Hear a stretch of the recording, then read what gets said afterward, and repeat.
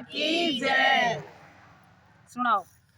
धर्मराज युधिष्ठिर बोले कि जनार्दन फाल्गुन माह के कृष्ण पक्ष एकादशी का क्या नाम है, उसकी विधि क्या है, सो सब कहिए। श्री कृष्ण भगवान बोले कि यह राजेश्वर फाल्गुन माह के कृष्ण पक्ष एकादशी का नाम विजया है।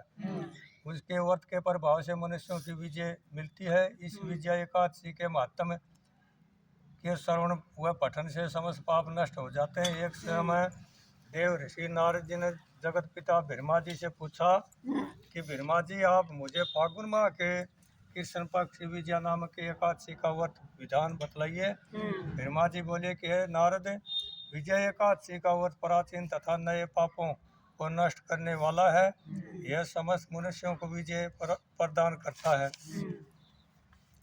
त्रेता युग में श्री रामचंद्र जी को जब 14 वर्ष के लिए वनवास हो गया था, तब वह श्री लक्ष्मण जी तथा जानकी जी सहित पंचवटी में निवास करने लगे।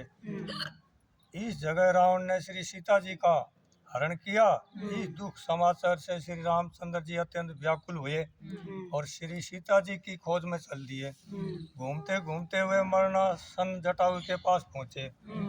कुछ आगे चलकर इनकी सूर्य के साथ मित्रता हो गई और बाली का वध किया। श्री हनुमान जी ने लंका में जाकर सीता जी का पता लगाया। वहां से लौटकर हनुमान जी श्री रामचंद्र जी के पास आए और सब समाचार कहे। श्री रामचंद्र जी ने सुग्रीव की समेत लेकर वानरों भालुओं की सेना सहित लंका का प्रस्थान किया। जब श्री रामचंद्र जी समुद्र के किनारे पहुंच गए, तब उन्होंने महान अंगात मगरमच्छ से युक्त समुद्र को देखकर श्री लक्ष्मण जी से कहा, हे लक्ष्मण, समुद्र को हम किस प्रकार पार कर सकेंगे। श्री लक्ष्मण जी बोले कि हे श्री राम जी, यहाँ से करीब आधा योजन की दूरी पर कुमारी द्वीप पर बगदालम नाम के मुनि रहते हैं। आप उनके पास जाकर इसका उपाय पूछिए। लक्ष्मण जी के वचनों को सुनकर श्री रामचंद्र जी बगदालम ऋषि के पास पहुंच गए और उनको प्रणाम करके बैठ गए। मुनि ने उनसे पूछा कि श्री राम जी, आप कहाँ से पधारे हैं। श्री राम बोले कि हे महर्षि, मैं अपनी सेना सहित यहाँ आया हूँ और राक्षसों को जीतने लंका जा रहा हूँ।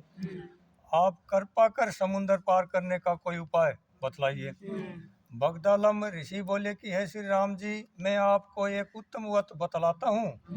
फाल्गुन माह के कृष्ण पक्ष की विजय एकादशी का व्रत करने से तुम समुद्र से अवश्य ही पार होगे और तुम्हारी विजय होगी। हे श्री राम जी, इस व्रत की विधि यह है कि दशमी के दिन स्वर्ण, चांदी, तांबा या मिट्टी किसी का एक घड़ा बनावे। उस घड़े को जल से भरकर तथा उस पर पंच पलवर रखकर वेदी का पर स्थापित करे। घड़े के नीचे सतनजा 7 नाज मिले हुए और ऊपर जौ रखें। उस पर श्री नारायण भगवान की श्रवण प्रतिमा स्थापित करे। एकादशी के दिन स्नान आदि से नित्य कर्म से निवृत्त होकर धूप दीप नैवेद्य नारियल आदि से भगवान की पूजा करे और उस दिन भक्तिपूर्वक घड़े के सामने व्यतीत करे और रात्रि को भी उसी तरह बैठकर रहकर जागरण करना चाहिए। द्वादशी के दिन नदी या तालाब से किनारे स्नान आदि से निवृत्त होकर उसे घड़े को ब्राह्मण को दे देना चाहिए। हे राम, यदि तुम इस व्रत को सेनापतियों के साथ करोगे तो अवश्य ही विजय होगी। श्री रामचंद्र जी ने विधि पूर्वक विजया एकादशी का व्रत किया और इसके प्रभाव से दैत्यों के ऊपर विजय पाई।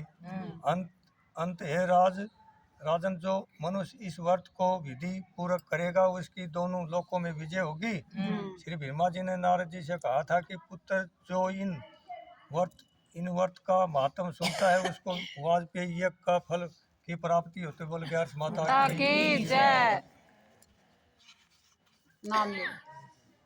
उत्पन्ना मोक्षदा मोक्ष प्रदान करने वाली सफला देने वाली उत्तरदा उत्तरदा उत्तर को देने वाली उत्तर को देने वाली सठतिला सठतिला जया जया विद्या विद्या अमल अमल पापमोचनी पापमोचनी पापों को नष्ट करने वाली पापों को नष्ट करने वाली कामदा कामदा वर्तनी वर्तनी मोहनी मौनी अपरा अपरा निर्जला निर्जला योगिनी योगिनी देवसनी देवसनी कामिदा कामदा उत्तरदा उत्तरदा अजा अजा परिवर्तनी परिवर्तनी इंद्रा इंद्रा पाशाकुशा पाशाकुशा रमा रमा देवध्यान देवध्यान कर्मा परमा माता की जय है ही पूरी